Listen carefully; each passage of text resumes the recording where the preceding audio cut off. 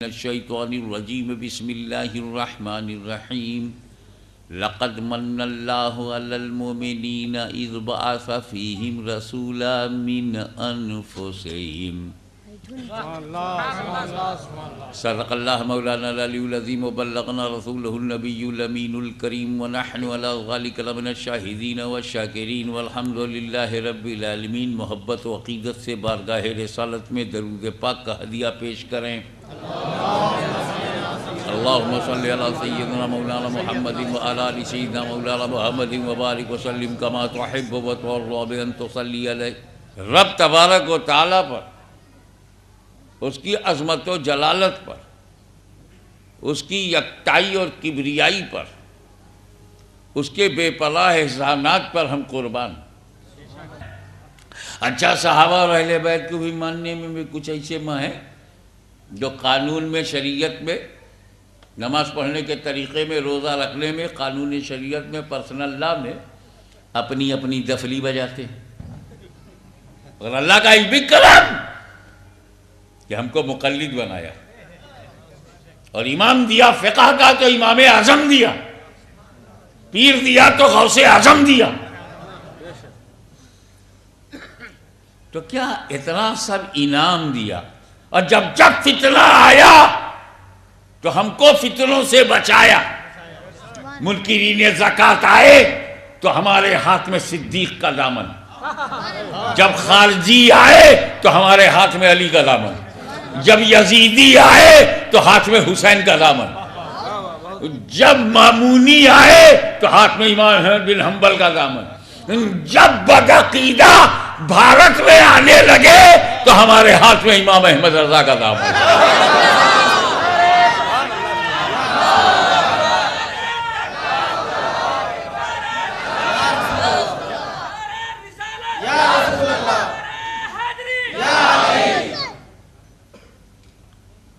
کتنے بڑے بڑے احسان ہیں، مگر اللہ نے یہ نہیں کہا میں نے تم کو آدم کی اولاد بنایا تو احسان کیا، تم کو اسلام دیا تو احسان کیا، تم کو نماز دیا تو احسان کیا، تم کو روزہ دیا تو احسان کیا، تم کو حج دیا تو احسان کیا، تم کو کعبہ دیا تو احسان کیا۔ یہ بھی انڈیویجول آ جاؤ،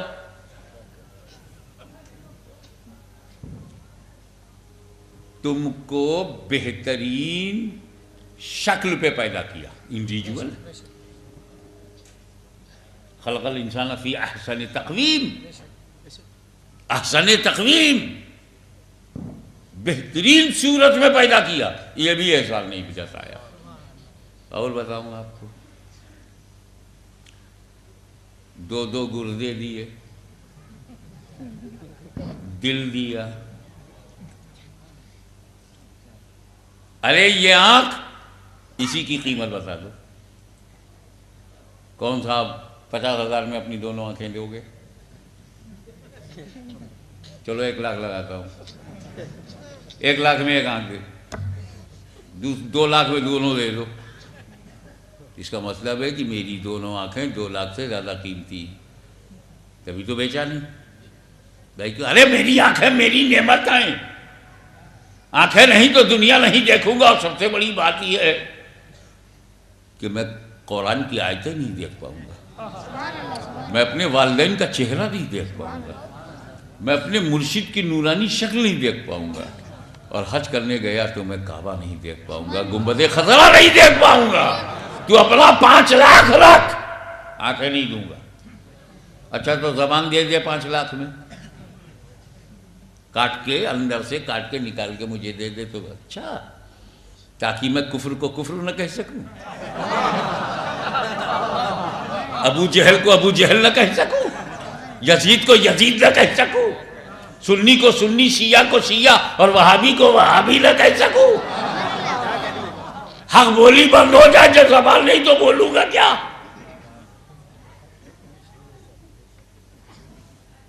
پھر کلمہ کیسے پڑھوں گا؟ اس کا ثواب کہاں سے ملے گا؟ تلاوت سے محروم رہوں گا۔ اچھا ٹھیک ہے، زبان نہیں دیتا، کان ہی دے دے، یہ تو کوئی خاص بات نہیں۔ کیسے خاص بات نہیں ہے؟ اسی کان میں تو اللہ کا کلام گونجتا ہے، سماعت میں رسول کا کلام آتا ہے۔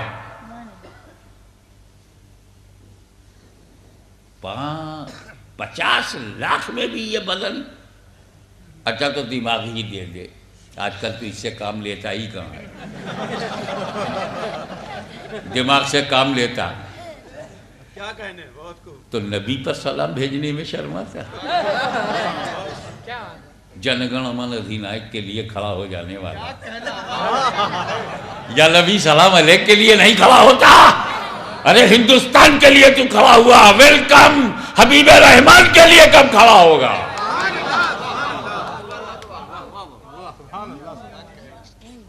نہ, یہ دماغ ہے تو سمجھ ہے, سمجھ ہے تو پیغمبر کی عظمت کا احساس ہے, سمجھ ہے تو قرآن کی عظمتوں کا خیال ہے, سمجھ ہے تو ماں باپ کی پہچان ہے, سمجھ ہے تو حق و باطل کا عرفان ہے, سمجھ ہے تو سمجھداری کا فیضان ہے. اچھا بھیا 80 لاکھ تو چلا گیا, تم نے بیچا نہیں, دل ہی دے دے. 1 کروڑ میں, بمبئی کی بولی میں 1 کھوکھا. 1 کروڑ روپے میں بولا جا بھاگ. لگتا ہے تو کسی کافر کی اولاد ہے کیا, کسی ظالم کی اولاد ہے. یہی دل تو سب کچھ ہے. اب یہ دل میرا کہاں ہے, میں نے تو بنانے والے کو دے دیا. یہ تو دل, اب یہ دل میرے سینے میں صرف ایک گوشت کا لتھڑا ہے, لیکن جسے دل کہتے ہیں وہ گنبد خضرا کی چوکھٹ پہ مچل رہا ہے.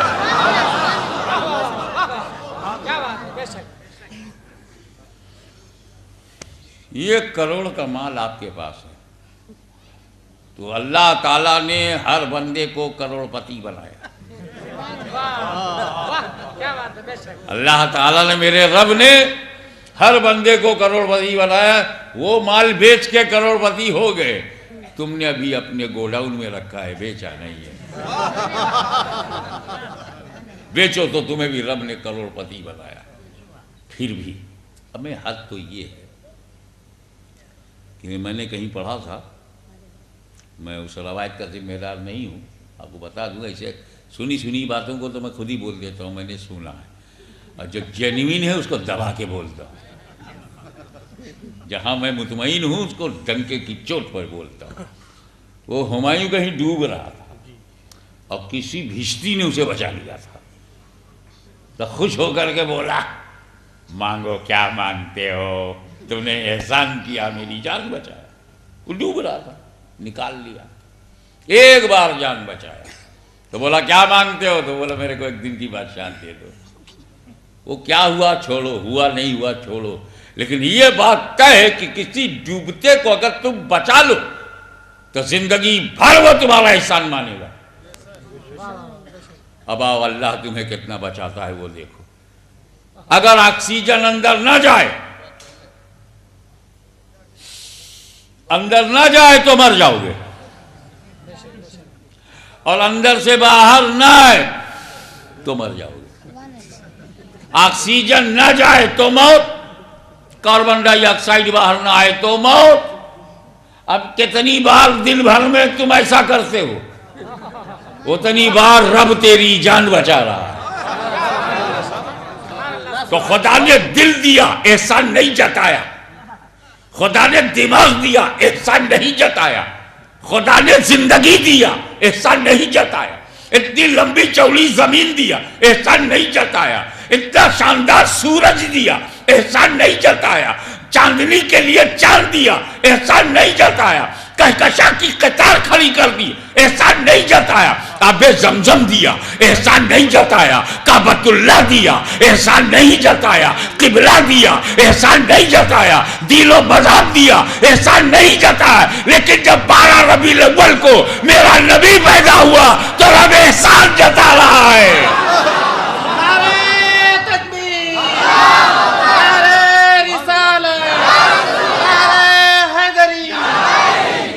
لقد من اللہ علی المؤمنین اللہ نے تحقیق کی، اللہ نے احسان کیا، منّا احسان کیا، من اللہ اللہ نے احسان کیا، علی المومنین ایمان والوں پر، اذ بعث فیہم جو مبعوث کر دیا، جو بھیج دیا، جو پیدا کیا، جو میلادت ہوئی، جو میلاد ہوئی، جو جنم ہوا، جو برتھ ہوا، جو پیدائش ہوئی، جو بعثت ہوئی،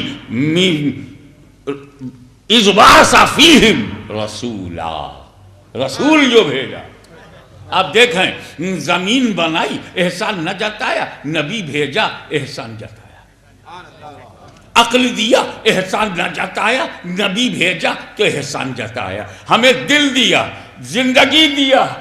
سنی مسلمانوں، ایمان کی لذت سے آشناؤ، اسلام اور ایمان پر جان دینے والوں، اپنے ضمیر کو بیدار کرو، اپنی انترآتما کو آواز دو، اپنے کریکٹر کی پاکیزگی کو بلاؤ اور پوچھو کہ خدا نے زندگی دیا احسان نہیں جتایا، عقل و دل دیا احسان نہیں جتایا، اس کا مطلب یہ ہے کہ میرا نبی میری دل سے بھی زیادہ قیمتی ہے، دماغ سے بھی زیادہ قیمتی ہے، میری زندگی سے بھی زیادہ قیمتی ہے۔ تو 12 ربیع الاول کو وہ آیا جو تمہارے دل سے زیادہ قیمتی ہے، جو تمہارے دماغ سے زیادہ قیمتی ہے، جو تمہاری زندگی سے زیادہ قیمتی ہے، کیا اس کے جلوس کے لیے بھی نہیں نکلو گے؟ کیا اس کا جشن نہیں مناؤ گے؟ ارے جب ہم ہندوستان کی آزادی کا جشن مناتے ہیں، جس تاریخ میں ہندوستان آزاد ہوا، کون ہے جو منع کر دے حرام ہے؟ کس کی ہمت ہے جو دارالفتہ سے کہے کہ 26 جنوری منانا بدعت ہے؟ یہ تو نبی کے زمانے میں 26 جنوری نہیں تھی، صحابہ کے زمانے میں بھی نہیں تھی، تابعین کے زمانے میں بھی نہیں تھی، اس کے زمانے میں بھی نہیں تھی، اور تمہارے پیارے پیارے انگریزوں کے زمانے میں بھی نہیں تھی۔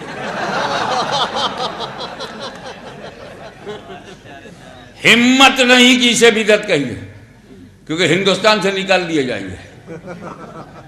تو اگر تم نے 12 ربیع الاول میں بھی خوشی منانے سے انکار کیا تو جنت سے نکال دیے جاؤ گے۔ ہم رسول اللہ کے، جنت رسول اللہ کی۔ ارے اپنی دنیا بنانے کے لیے ہم نے ہائی اسکول کیا، انٹرمیڈیٹ کیا، بی ایم اے کیا، بی اے کیا، پی ایچ ڈی کیا، ایل ایل بی کیا، ایل ایل ایم کیا، ڈی لیٹ کیا، اپنی دنیا بنانے کے لیے کاریگر بن گئے، مزدور بن گئے، لیبر بن گئے، اپنی دنیا بنانے کے لیے شادی کی، اب بیچے ہوئے، بیٹی ہوئی، بیٹا ہوا، یہ سب دنیا کے لیے ہو گیا۔ یہ سب ضروری کام ہے، وہ سب ہم کر رہے ہیں اور کرتے رہیں گے، لیکن جب ہمارے ساتھ کوئی نہیں ہوگا تو کون ہوگا؟ قبر میں نہ بیوی ہوگی، نہ بیٹا ہوگا، نہ بیٹی ہوگی، نہ ماں ہوگی، نہ باپ ہوگے، نہ دوست ہوگے، نہ احباب ہوں گے، جن کے لیے مرتے تھے، جن کے لیے کماتے تھے، جن پہ لٹاتے تھے، ایک بھی قبر میں نہیں ہوگا۔ اس وقت کون نظر آئے گا؟ نہ ابا نظر آئیں گے، نہ بیوی نظر آئیں گی، نہ اماں نظر آئیں گے، نہ احباب نظر آئیں گے، نہ ریلیٹیو، نہ ناتے دار نہیں نظر آئیں گے، کوئی بھی ناتے دار، صرف دکھائی پڑیں گے مدنی تاجدار۔ ابے جب کوئی سہارا نہ ہو تب وہ سہارا، اسی کا جلوس چھوڑ دیں گے کہ نہیں رہا جو دیکھا جائے گا۔ کہیں نبی نے محشر میں تمہارے لیے کہہ دیا کہ نہیں رہنے دو، دیکھا جائے گا؟ ابے تو تیرا تو بیڑا غرق ہو جائے گا۔ ساری زندگی جس نبی نے ہم پہ قربان کر دیا، ایک دن ہم ان پہ قربان کریں گے۔ یہ میرے نبی کی دیکھو پسند، دنوں میں جو نبی کو سب سے زیادہ پسند تھا وہ جمعہ، اور اللہ کو جو دن پسند تھا وہ پیدائش۔ کیا ہم کو دونوں اکٹھا ہو کے مل رہا ہے؟ انتظام یہ ہے کہ انشاءاللہ تعالیٰ جیسے ہی آپ 10 بجے وہاں پہنچیں گے تو آپ کو کچھ بتایا جائے گا، کچھ سکھایا جائے گا، کچھ نبی کے بارے میں آپ کی نالج بڑھائی جائے گی۔ جیسے ہی ہمارے ہاں جمعہ کا وقت ہو جائے گا، ایک جماعت ہوگی، پھر دوسری جماعت ہوگی، پھر تیسری جماعت ہوگی، پھر چوتھی جماعت ہوگی۔ ہم سڑکوں پہ نہیں نماز پڑھوائیں گے، ہم لوگ سنی ہیں، مسجدوں میں نماز پڑھوائیں گے۔ اور پھر کیا بات ہوگی جب نبی کی دی ہوئی نماز ہوگی اور ولی کے دربار میں ادا ہوگی شامینہ میں۔ تو آپ لوگ بنداس آئیے، بے تکلف کوشش کیجئے کہ وضو مینٹین رہے، نہیں تو ہم ایسی جگہ بلا رہے ہیں کہ بے وضو کا وضو ہونا آسان ہے. دربار شریف میں آئے گا اور درگاہ شریف میں آئے گا اور وضو ہوگا. اب آپ دیکھیے جب اللہ نے یہ ارادہ کیا کہ میں پہچانا جاؤں، اللہ نے ارادہ کیا کہ اللہ پہچانا جائے، اللہ نے ارادہ کیا کہ اللہ پہچانا جائے، یعنی اللہ نے ارادہ کیا کہ میں پہچانا جاؤں، تو میں نے نور محمد پیدا کیا. کنتو کنزن مخفیہ، میں تو خزانے مخفی تھا، چھپا ہوا خزانہ تھا. میں تو غیب ہوں، غیب الغیب. سب سے بڑا غیب اللہ ہے. اتنا بڑا غیب ہے کہ سپر پاور بھی اسے نہیں پہچان پایا. اتنا بڑا غیب ہے کہ ارسطا تالیسو ارسطو سقراط بقراط جیسے فلاسفر نہیں پہچان سکے. کارل مارکس، لینن، ماؤ زے تونگ، چوئی نینوائے اور بڑے بڑے کامریڈ نہیں پہچان سکے. ہمیں بہت پورا یورپ نہیں پہچان سکا. پہچانتا تو 3 مانتا. وجہ یہ ہے کہ وہ دکھتا نہیں. تو اب خدا کو کون پہچانوائے؟ جو خدا کو پہچانے ہو. اب خدا ہے غیب تو پہچانوائے وہی جو ہو عالم غیب.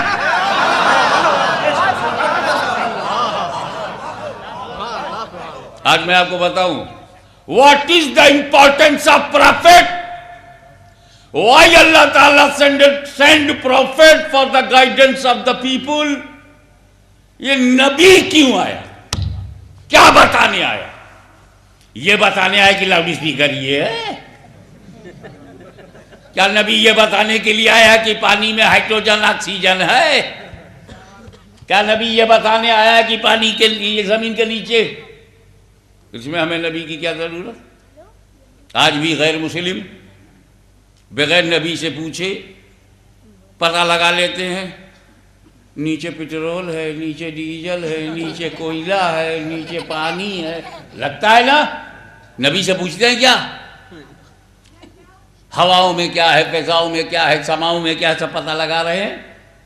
چاند کی سچویشن کیا ہے، مریخ کا ماحول کیا ہے، چندرما کیسا ہے، منگل گرہ کیسا ہے، سب پتہ لگا رہے ہیں. قبرستان میں کتنی قبریں ہیں، کھڑے ہو کے گن لیا. ان کی حکومت نہیں ہے تب گن پاؤ گے. اگر دشمنان رسول کی حکومت جیسے سعودی عربیہ میں ہے یہاں ہو جائے گن ہی نہیں پاؤ گے. ہم جنت البقیع میں گن نہیں پاتے کہ امہات المومنین کہاں ہیں. ہم گن نہیں پاتے کہ اہل بیت اطہار کہاں ہے. کہاں ہے سیدہ فاطمہ کی قبر؟ کہاں ہے امام حسن کی قبر؟ کہاں ہے امام زین العابدین کی قبر؟ کہاں ہے امام محمد باقر؟ کہاں ہے امام جعفر صادق؟ ان لوگوں کی قبروں کا آتا پتہ نہیں. حضرت عثمان کی حالت تو ہے مگر ٹوٹی پھوٹی حالت میں ہے، جیسے بلڈوزر چلا دیا گیا. اب میں کمال ہے یار، جہاں حکومت ملتی ہے وہاں تو یہ قبروں پہ بلڈوزر. صحابہ کی قبروں پر بلڈوزر چلانے والوں کو مدح صحابہ کا حق کس نے دیا؟